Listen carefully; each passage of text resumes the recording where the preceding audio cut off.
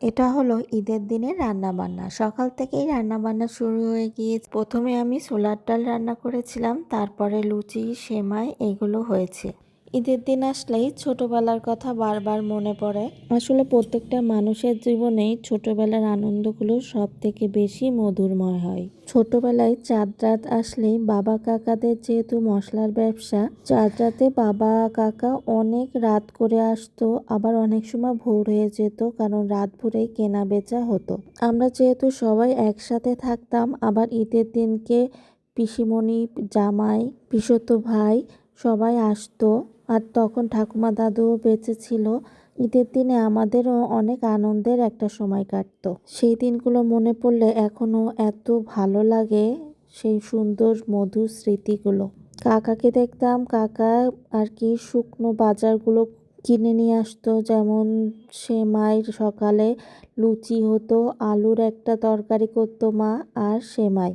আর দুপুরে হতো chicken roast আর খাসির বিরিয়ানি। বাবা সকালে যেয়ে খাসি নিয়ে আসতো। আমাদের বাবার বাড়িতে সকাল থেকে ঈদের আনন্দ কাজ করত, সবাই আসতো। আর পিসিমণি আসলে আমাদের দুই বোনের যে কি আনন্দ লাগতো কেন জানি না, খুব ভালো লাগতো। পিসিমণির সাথে অনেক গল্প করতাম, আর রাতে পিসিমণি আমাদের সাথে ঘুমাতো। পিসিমণি আমাদের দুই বোনের মাঝখানে শুয়ে আমাদের দুই বোনকে আদর করে দিত, আর আমরা ঘুমিয়ে পড়তাম, আর গল্প করতে করতে ঘুমিয়ে পড়তাম। সে যে কি সুন্দর স্মৃতি, এখন মনে পড়লে এত ভালো লাগে।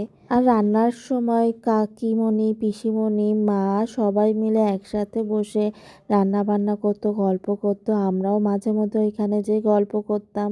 ভারী সুন্দর একটা সময় কাটিয়েছি ছোটবেলায়। আসলে সময় পরিবর্তনের সাথে সাথে ভালো লাগা, পছন্দ লাগা সবকিছুই অন্যরকম হয়ে যায়। ছোটবেলায় মা বাবার সাথে একরকম আনন্দ ছিল, এখন বিয়ের পরে শ্বশুর বাড়িতেও আনন্দের কোনো কমতি নেই। এক এক সময় এক এক রকম আনন্দের ভিতর আমরা আছি। ভগবানের আশীর্বাদে আমরা অনেক ভালো আছি।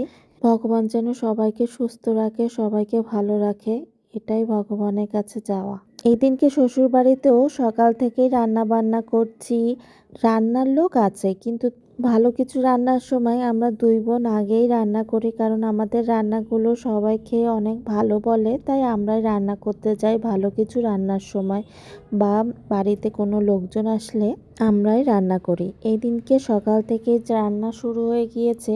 আমরা কিছু প্রিয় মানুষদের জন্য খাবার পাঠিয়েছিলাম। আমি প্রথমে খাসির রেজালাটা রান্না করেছি, বোন করেছিল পোলাও আর ডিমের কোরমা। এই তিন পদটা প্রিয় মানুষদের কাছে দিয়েছিলাম রান্না করে। তারপরে আমাদের বাড়ির জন্য রান্না করেছিলাম চিংড়ি মাছ লাউ দিয়ে রান্না করেছি, পেঁয়াজের ডাল করেছিলাম, পটল আলু ভাজা করেছি, সানা রান্না করেছিলাম, আর ঝাল খাসি করেছি। আর মাংস রাঁধতে কিন্তু অনেক টাইম লেগে যায়। সকালে 3.5 কেজির মতো রান্না করেছিলাম খাসির মাংস, ওটা খাসির রেজালা করেছিলাম।